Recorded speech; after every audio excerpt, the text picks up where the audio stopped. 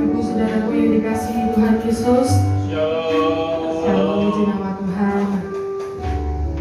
Saya berharap Bapak Ibu semua, sahabat CKI, sahabat Allah ya, Bapak Ibu dan semuanya yang ada dimanapun berada ya, di rumah atau saat ini mungkin sedang ada di luar rumah ya, tapi sedang mengikuti ibadah online pada minggu pagi hari ini. Saya berharap semua kita dalam keadaan yang baik, tanpa kekurangan satu apapun. Kita semua sehat dan diberkati Tuhan yang luar biasa. Amin. Saya mau ajak Bapak Ibu semuanya, kita mau bersatu hati, kita mau memuliakan nama Tuhan, kita mau memuji nama Tuhan dengan segenap hati dan jiwa kita. Biarlah apa yang kita miliki saat ini yang menjadi korban dan persembahan yang harum bagi nama Tuhan. Terima kasih Tuhan. Terima kasih Yesus. Buat hati yang ini Bapak.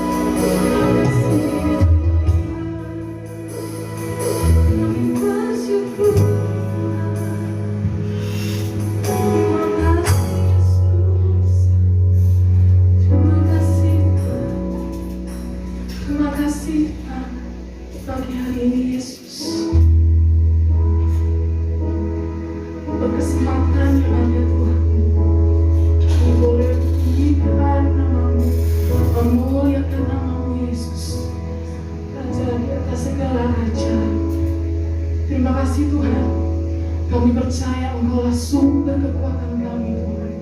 Kau sumber sukacita kami, Kau sumber damai sejahtera kami Yesus.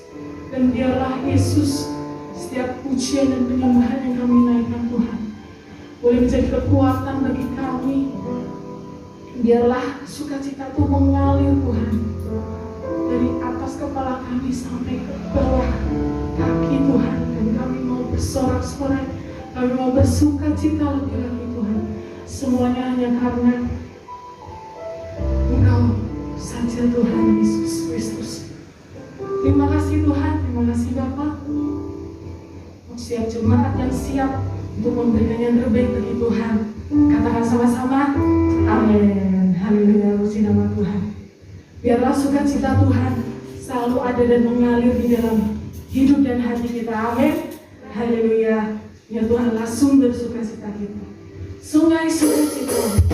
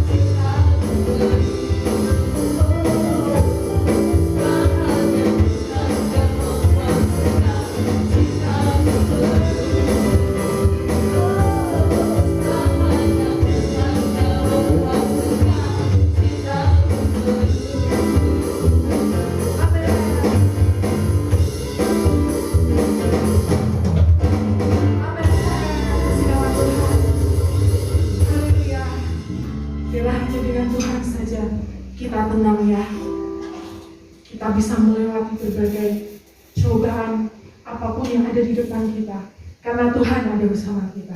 Amin.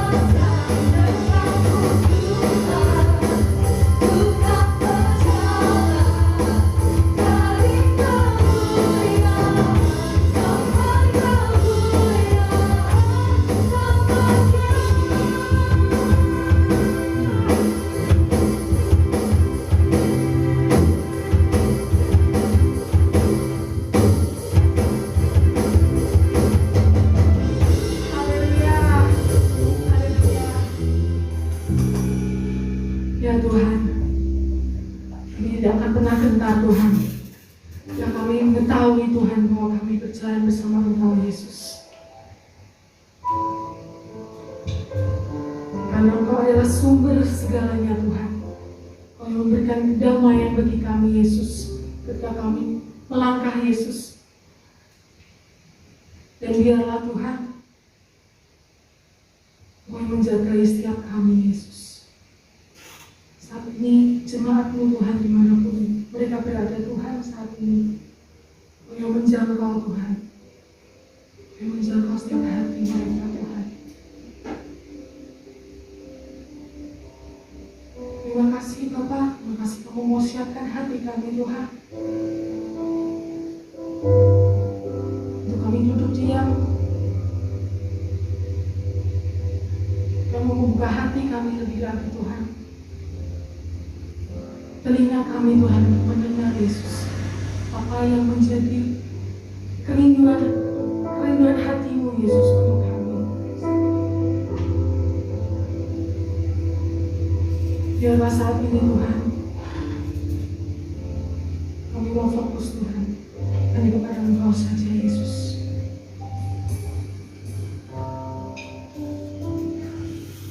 Biarlah firman-Mu yang menjadi terang bagi kami. Amin.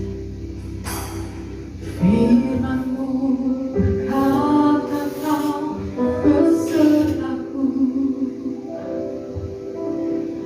maka kuat roh dan jiwaku. Tangan-Mu Tuhan selalu ku nantikan, di setiap langkahku percaya, dengan sayap-Mu ku akan terbang tinggi di tengah badai hidup. Ku tak menyerah, Kau kekuatan dan perlindungan bagiku, pertolonganku di tempat maha tinggi. Ku mengangkat tanganku, aku berserah.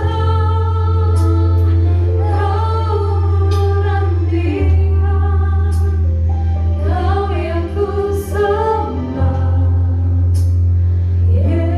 Yesusku, Rajaku.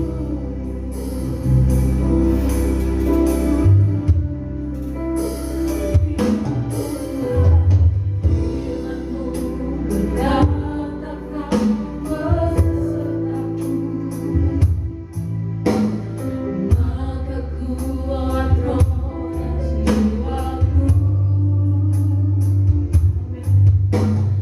Tangan-Mu Tuhan selalu ku nantikan,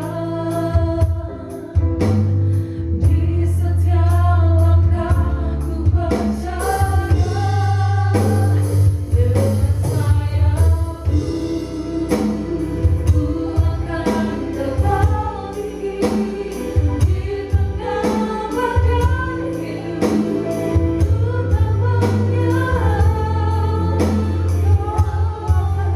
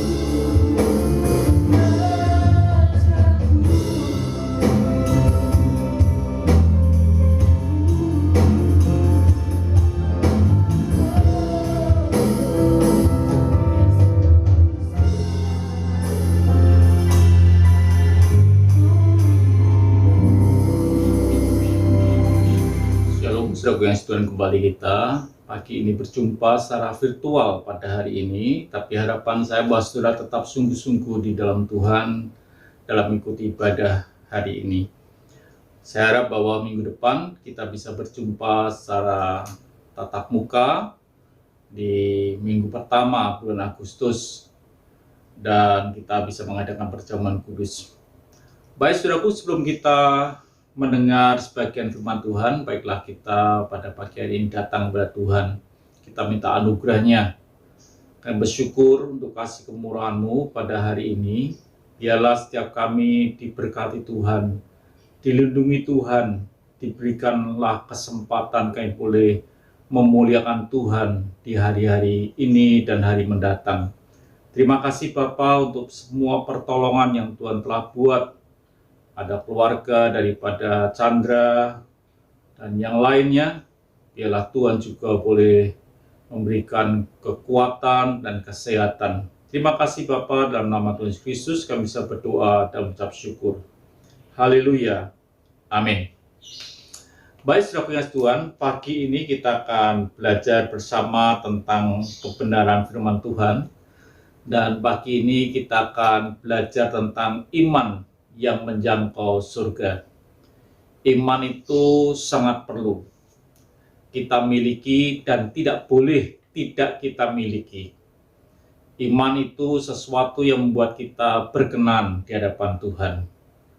Tapi mungkin sudah berpikir tentang seberapa besar iman yang harus kita miliki. Besar kecilnya iman Tuhan yang tahu, bukan orang. Bukan sesama, tapi hanya Tuhan yang tahu. Iman itu sangat perlu, karena firman Tuhan, saudara pengasih Tuhan, dikatakan di dalam Lukas 18 ayat yang ke-8, Aku berkata kepadamu, ia akan segera membenarkan mereka. Akan tetapi, jika anak manusia itu datang, adakah ia mendapati iman di bumi? Jadi iman itu sesuatu yang perlu saudara dan saya miliki. Tidak bisa kita tidak memiliki iman, kita tidak akan berkenan di hadapan Tuhan. Memang iman itu ada besar, ada kecil, karena Tuhan pernah menyatakan hal itu. Tuhan pernah menyatakan kepada seorang perwira yang bawahannya sakit, lalu Yesus mau datang, tapi perwira itu berkata, tidak usah datang, katakan satu patah kata pun. Dikatakan dalam Lukas 7 ayat yang ke-7, sebab itu aku juga menganggap diriku tidak layak untuk datang kepadamu, tetapi katakan saja sepatah kata, maka hambaku itu akan sembuh. Dia berkata, katakan satu patah kata saja, hambaku akan sembuh. Tidak perlu Yesus datang, rasanya seperti itu. Apa kata Yesus? Setelah Yesus mendengar perkataan itu, ia heran akan dia.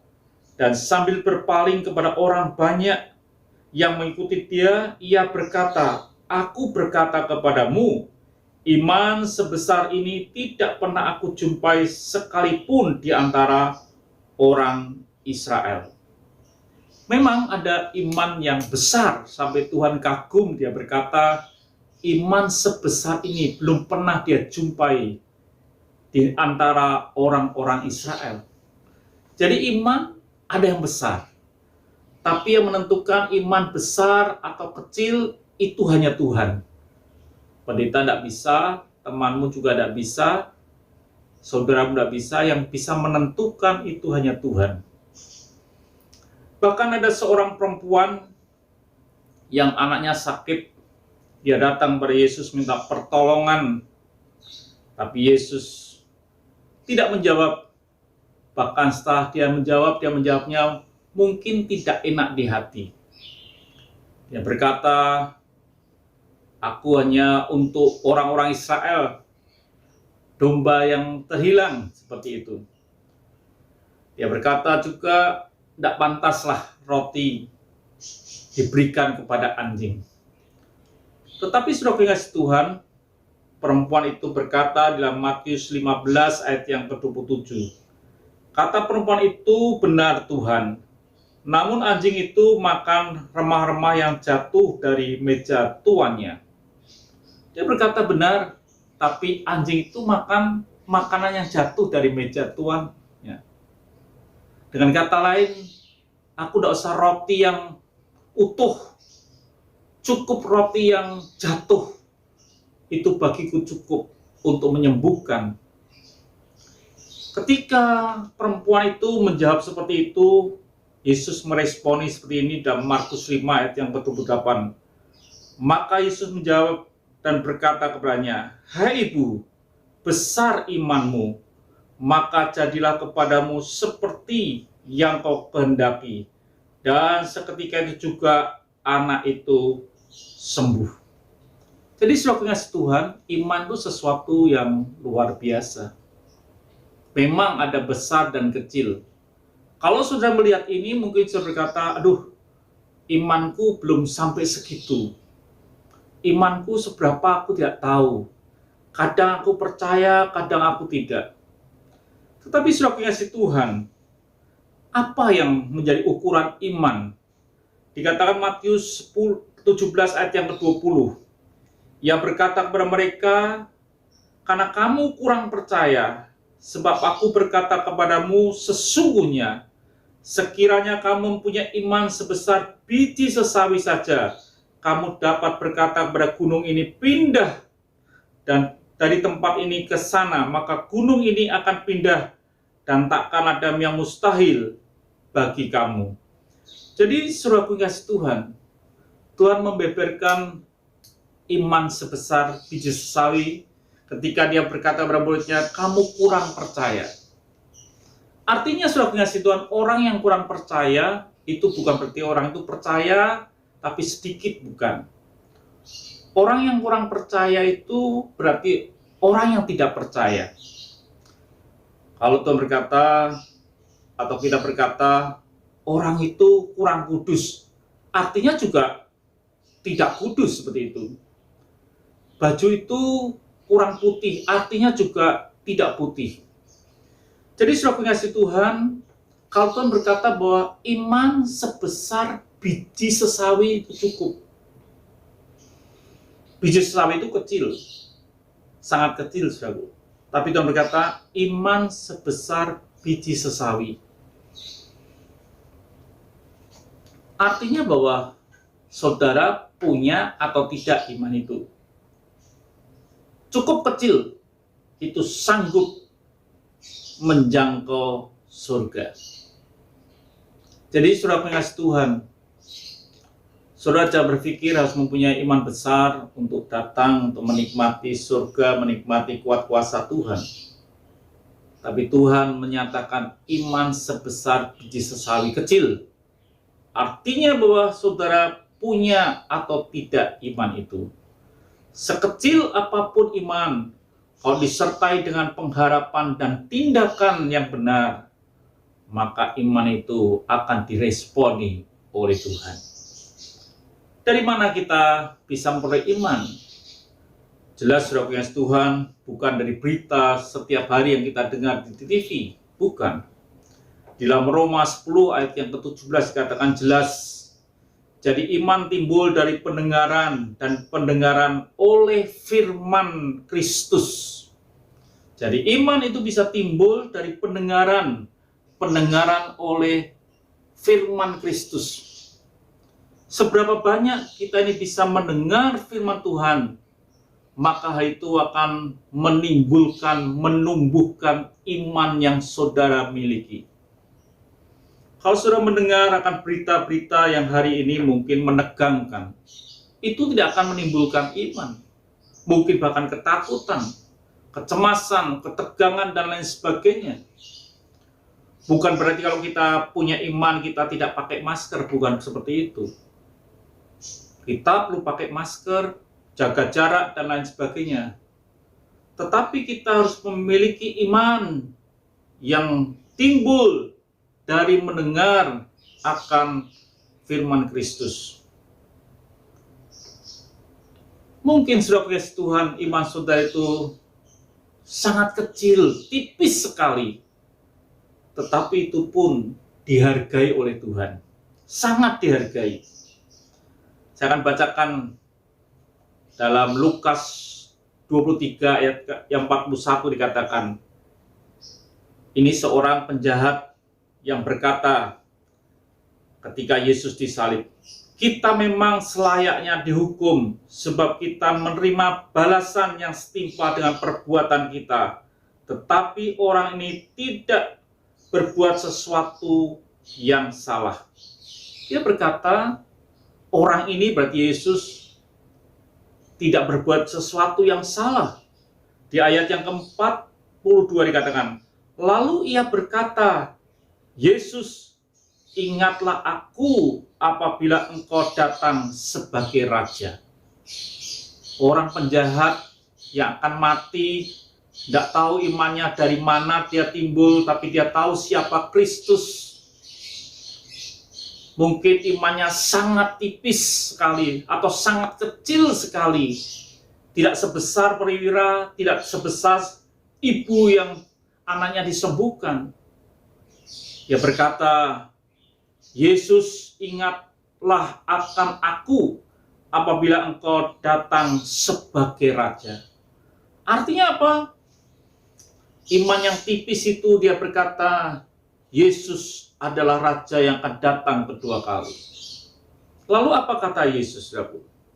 Katakan dalam Lukas 23 ayat yang ke-43. Kata Yesus kepadanya, aku berkata kepadamu sesungguhnya, hari ini juga engkau akan ada bersama-sama dengan aku di dalam Firdaus.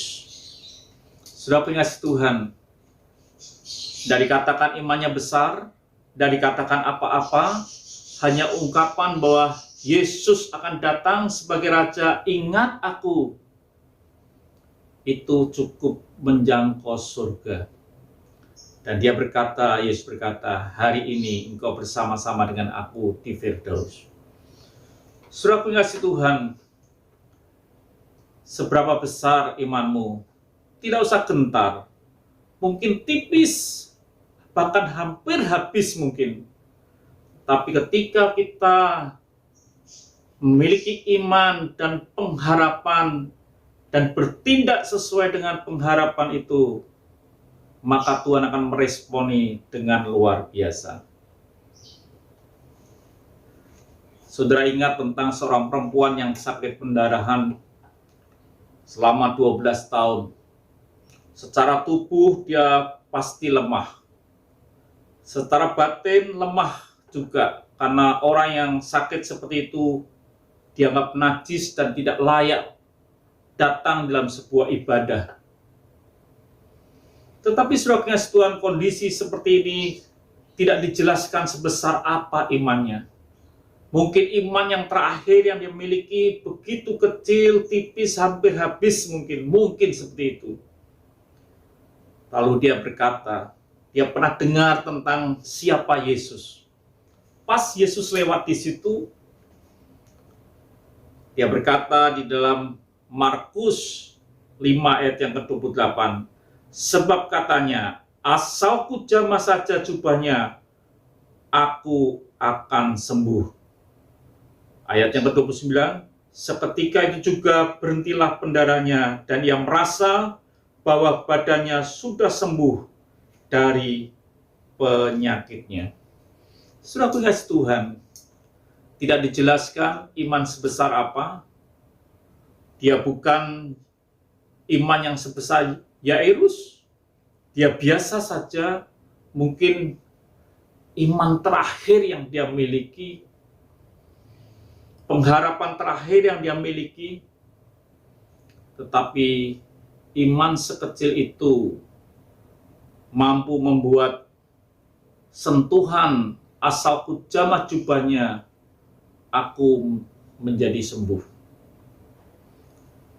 Saudara pengasih Tuhan, mungkin saudara berpikir menjamah jubah, kalau saudara disentuh baju saudara mungkin tidak terasa. Tetapi saudara pengasih Tuhan, artinya apa? Bahwa Tuhan akan meresponi orang yang memiliki iman di dalam hidupnya. Tuhan akan meresponi besar kecilnya iman dengan respon yang sama.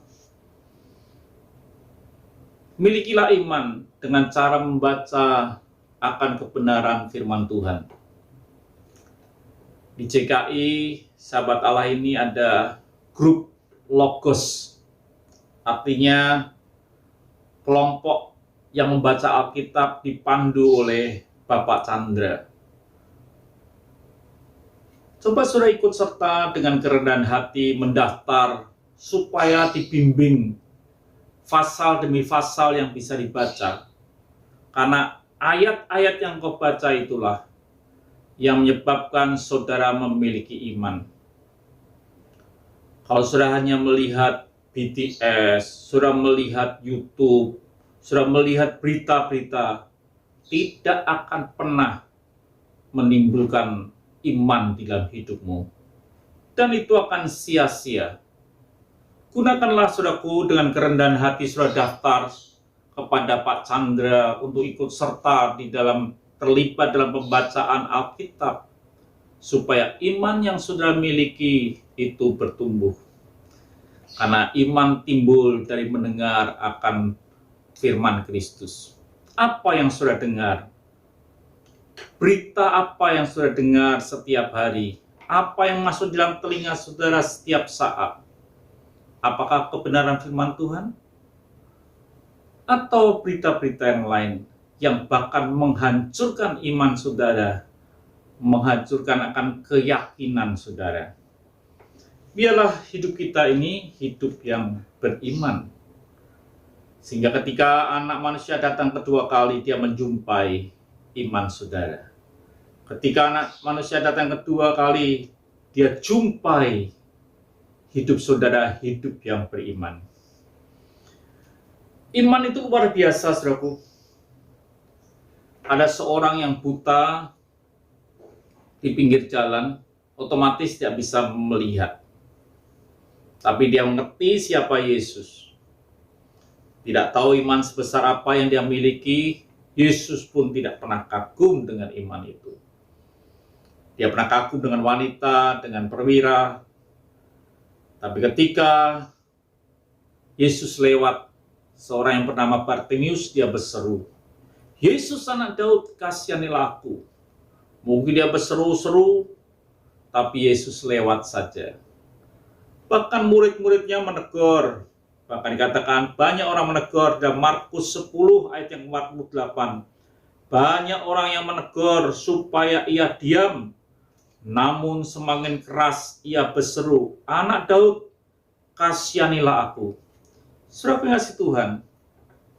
Dan Alkitab catat, kalau saudara baca selanjutnya, Bartimius mengalami kesembuhan dari Tuhan.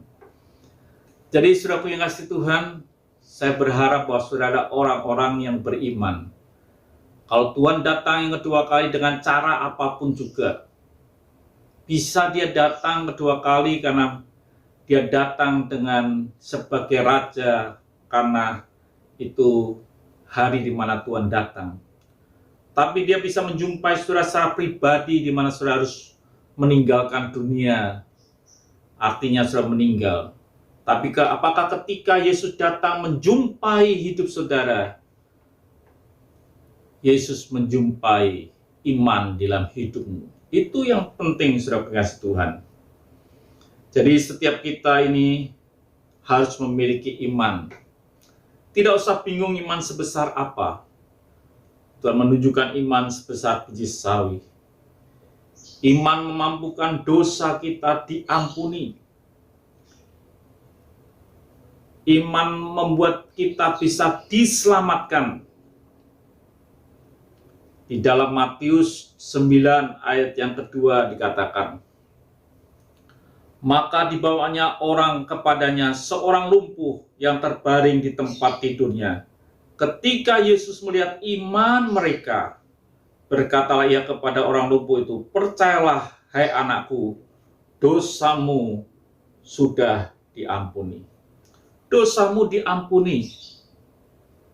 Iman memampukan dosa kita ini diampuni dalam hidup kita. Tidak ada cara lain, saudaraku, hanya kita percaya kepada Tuhan. Dalam hal itu yang harus terjadi. Matius 9 ayat yang kedua dikatakan, tetapi Yesus berpaling, memandang dia serta berkata, ketika wanita yang sakit pendarahan itu disembuhkan, teguhkan hatimu, hai anakku, imanmu telah menyelamatkan engkau. Maka sejak saat itu sembuhlah perempuan itu. Imannya telah menyelamatkan. Dia berkata dengan teguhkanlah hatimu. Mungkin betul hatinya sudah hampir habis atau rasanya sudah hampir tidak memiliki pengharapan. Mungkin hatinya sudah kacau. Hatinya sudah putus asa, mungkin hampir seperti itu. Hampir seperti itu. Sehingga yang Tuhan katakan adalah teguhkanlah hatimu. Kuatkan hatimu. Iman yang kau miliki akan menyelamatkanmu. Itu penting, saudara Tuhan, dalam hidup ini. Saya harap hari-hari ini adalah hari yang luar biasa dalam hidup saudara. Hari di mana saudara ini boleh menikmati iman.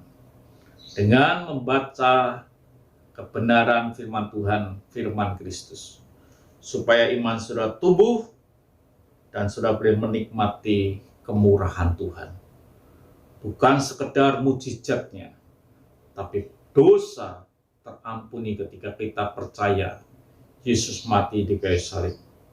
Kita diselamatkan karena iman. Iman itu mampu menjangkau surga, menjangkau kuat kuasa Tuhan.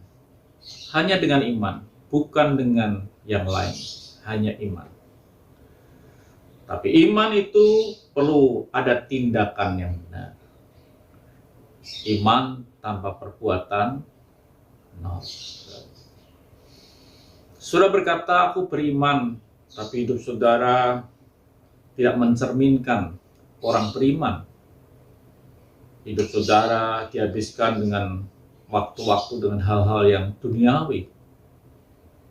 Biarlah hidup kita di tengah-tengah kondisi yang sulit, pandemik ini, hidup saudara betul-betul berpaut kepada Tuhan. Kita tidak pernah mengerti apa yang akan terjadi. Tapi kita akan tahu jika kita memiliki iman, bahwa Tuhan menyertai dan kita tidak perlu takut. Itu saudara pengasih Tuhan yang bisa saya sampaikan pada hari ini. Biarlah memberkati saudara di mana saudara berada dan tetap setia. Mari kita berdoa.